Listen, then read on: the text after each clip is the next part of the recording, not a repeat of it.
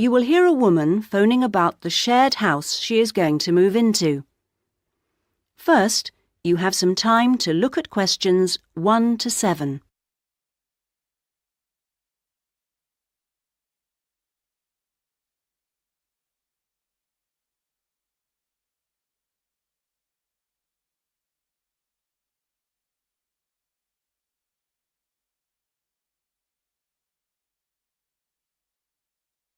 You should answer the questions as you listen, because you will not hear the recording a second time. Listen carefully to the first part of the conversation and answer questions 1 to 7. Hello? Hello, this is Hilary. I'm calling about the house. I'm moving in next week. Oh, yes, Hilary. This is Judith. I met you when you came to look at the house. Yes, I just had a few more questions I wanted to ask. Of course. Well, first, about the rent. I realise I didn't check what it included. Yes, that's important. It includes most things.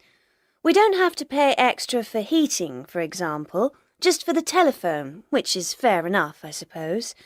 Local taxes are part of the rent, so that's not a worry. That's fine. Then I remember I should have sent my letter of reference to the landlord by now, but I haven't got his address. Yes, you should get that off right away. Address it to Mr. Crawley. He's at 14 King Street. Is that in Exford? Yes. And then you'll need to put the postcode, of course. It's AP12 7QT. Got that, thanks. I also realise I don't know exactly what the house has in the way of equipment. Is there a microwave, for example? There isn't. None of us feels the need. Oh, fine. I'm sure I can do without one too. What about a hairdryer? Maybe you should bring one, if you need one. I'll buy one, yes. And TV? Oh, yes. We've got 2, in fact. Was there anything else? I just wondered if there were any rules. Not really. We share the cleaning, things like that. We do have to be careful about loud music. Yes.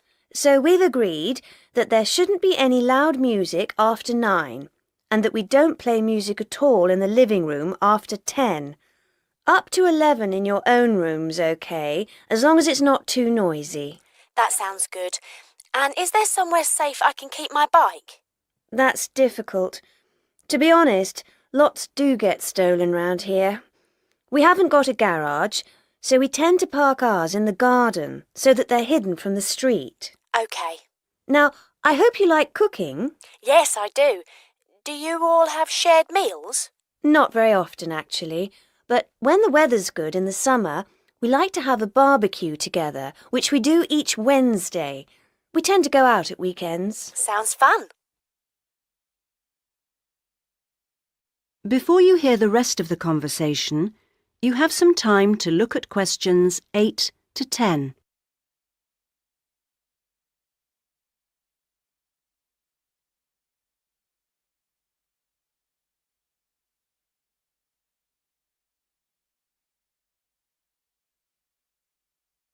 Now listen and answer questions 8 to 10.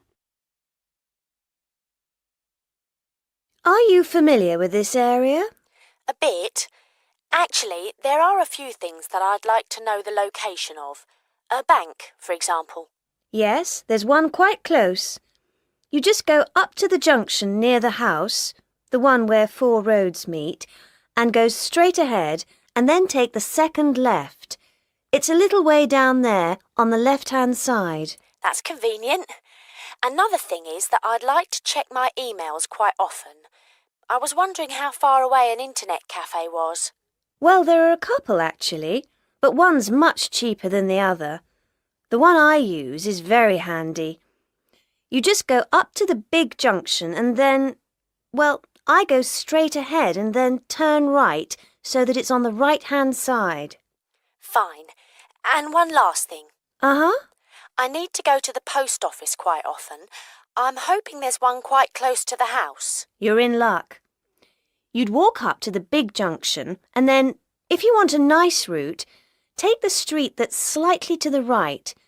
Then you'd want the second left, and you'd find it on the right side of the street. Well, it all sounds great. So, we'll see you in a couple of days' time? Yes. OK. Bye. Bye. That is the end of part 1. You now have half a minute to check your answers.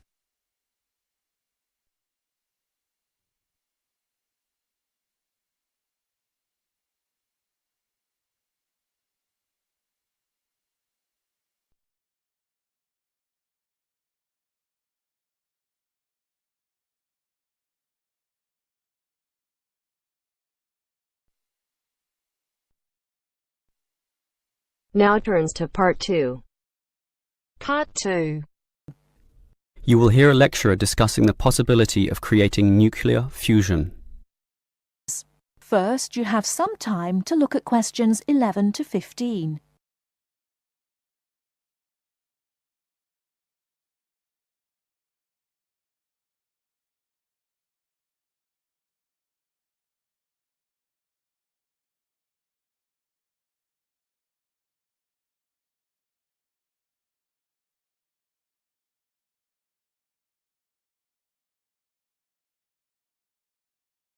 Now, listen carefully and answer questions 11 to 15.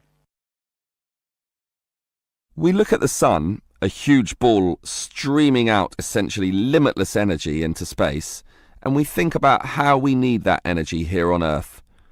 Our oil reserves are running out, coal burning causes much pollution, and nuclear energy has many dangers. But where does the sun itself get its energy? The answer is that the sun makes it using fusion, or, more specifically, in a hydrogen fusion process. There is no pollution, no radioactivity, no waste products, and we have plenty of hydrogen. So, hydrogen fusion seems the perfect answer to our energy needs, and scientists have long attempted to achieve it here on Earth. So what happens during this process? The first step is to make two light atomic particles approach. In the case of our sun, these are hydrogen particles, the lightest and also the easiest to deal with. However, the problem is that the nuclei of atoms have electric fields, and fusion between these particles is opposed by their similar electric charge. They most naturally repel each other, and the nuclei of all elements are exactly the same in this respect. Thus, in order to overcome this repulsion and force them together, in the second step, the particles are heated. The trouble is, you need a lot of heat, incredible temperatures of the sort only seen on the surface of the sun. This is many millions of degrees, far higher than the melting point of any known material. Still, the concept is simple. The hot, wildly moving particles, which are now called plasma, will crash into each other, resulting in the third step, the fusion into helium, which releases energy and begins a self-sustained process. Before you hear the rest of the talk, you have some time to look at questions 16 to 20.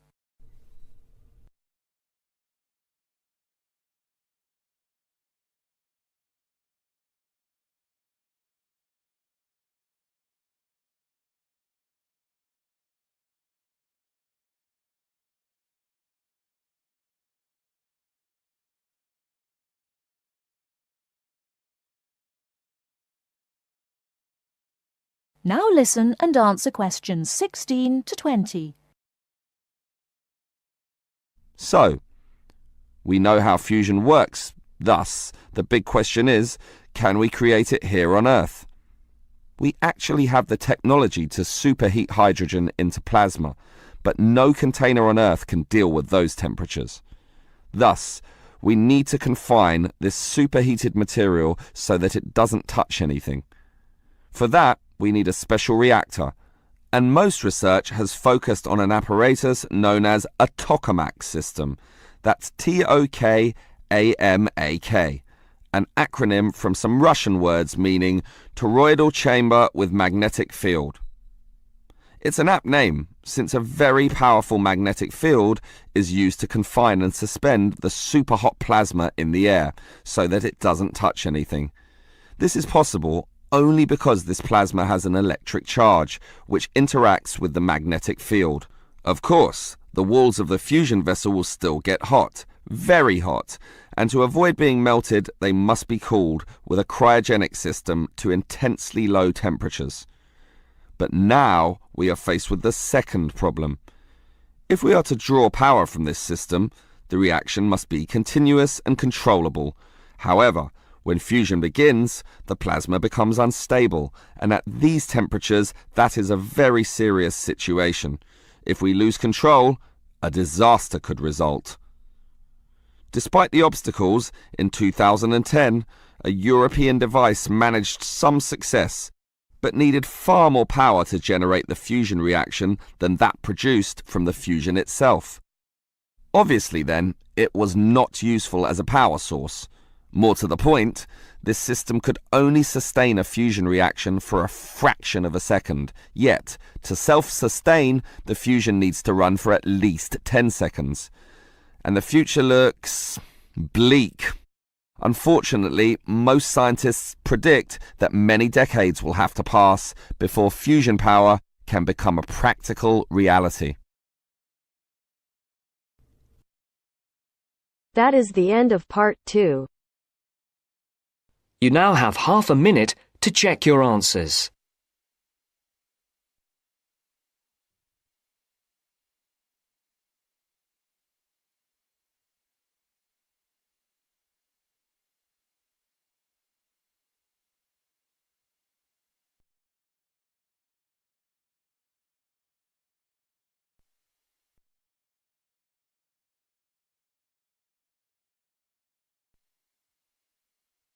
Now turns to part 3.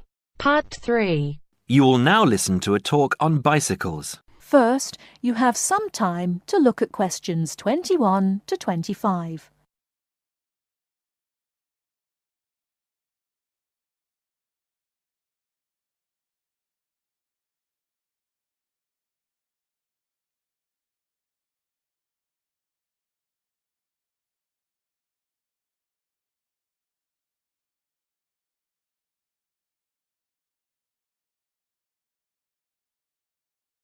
Now listen carefully and answer questions 21 to 25.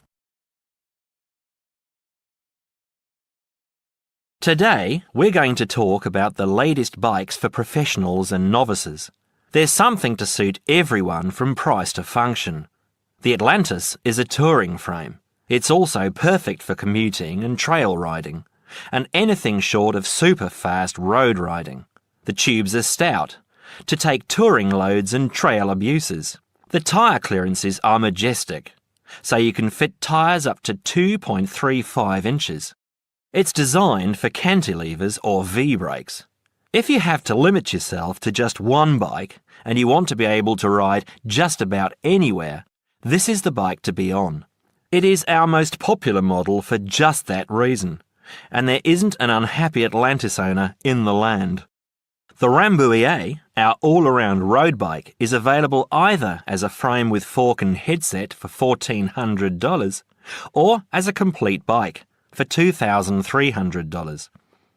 Compared to the Atlantis, it is a lighter frame, not intended for loaded touring or rough trail riding. As a road bike, it has side pull brakes. The Quick Beam is our version of the single-speed bike. We've done it a little better though.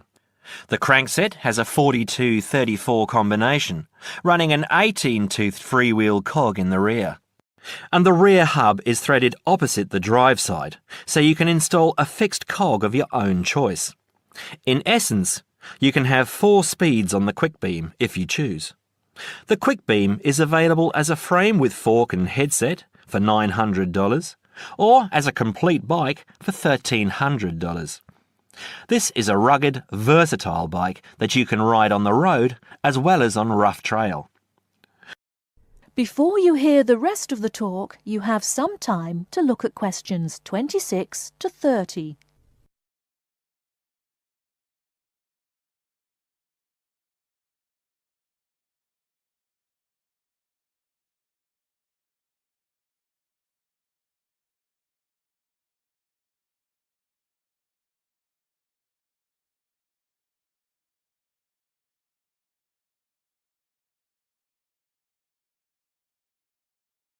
Now listen and answer questions 26 to 30. The Saluki is our roadish, light-touring, randonneuring frame. It's designed for 650B wheels. If 650B means anything to you, you'll either love it or think it's marketing suicide. If you're new to 650B and a follower, you won't want it. If you're new and a rebel, you will. Now, I'll just talk a little about saddle comfort. The road bike, for the most part, has turned into a high-tech, uncomfortable machine, and the proof is all around us. Look through any bike magazine or catalogue and you'll see the saddle up to 6 inches higher than the handlebars. It is impossible to be comfortable on such a bike. It forces you to lean forward, putting more weight on your groin, hands and arms. People ride these bikes with straight, locked-out arms and wake up with aching backs. They endure it, get used to it, or buy recumbents. When we custom design a bike for you, you'll be able to get a comfortable position. Your back will be between 45 and 50 degrees, and there will be a noticeable bend in the arms. And most importantly, your arms won't be supporting your body weight. You won't have to look up to look ahead, because you won't be hunched over and low. That means our bikes are more accessible for riding on the flats, or even for short climbs. We consider this when we design and build your custom frame. That is the end of part 3. You now have half a minute to check your answers.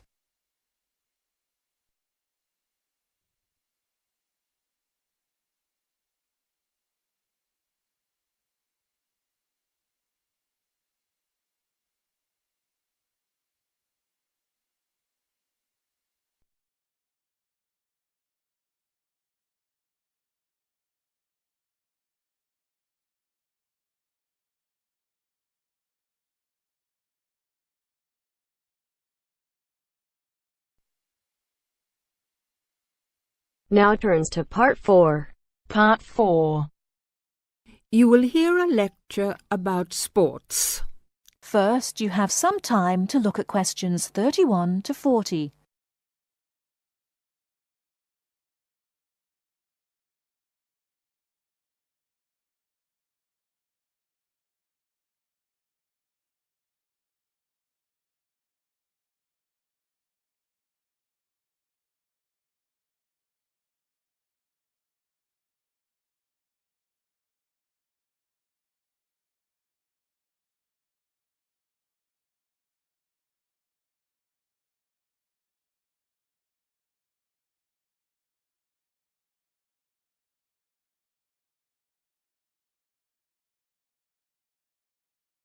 Now listen carefully and answer questions 31 to 40.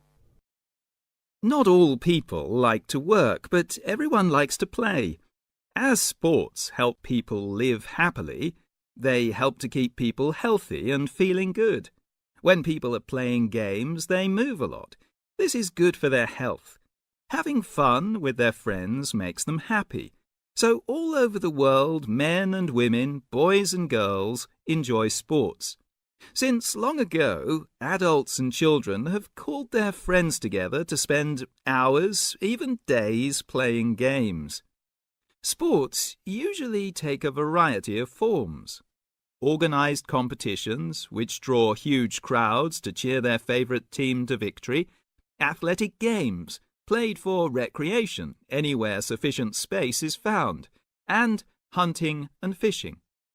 Most sports are seasonal, so that what is happening in sports depends on the time of the year. As sports change with the season, people often do not play the same games in winter as in summer. If you want to know what others' favourite sports are, first of all, you should find where they live. Generally speaking, people in hot areas are fond of swimming, while people in cold places love skiing or skating. In this case, surfing is believed to be an important sport in Hawaii. The Pacific Ocean sends huge waves up on the beaches, waves that are just right for surfing. Some sports, including wrestling, boxing, horse racing, etc., are called spectator sports, as the number of spectators greatly exceeds the number of players in the game. Other sports are called participant sports, drawing a crowd of onlookers only on special occasions, such as tournaments. Some sports are commercial and professional, with players who are paid for their participation and with audiences who pay admission to watch.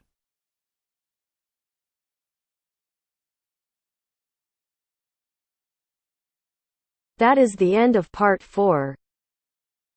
You now have half a minute to check your answers.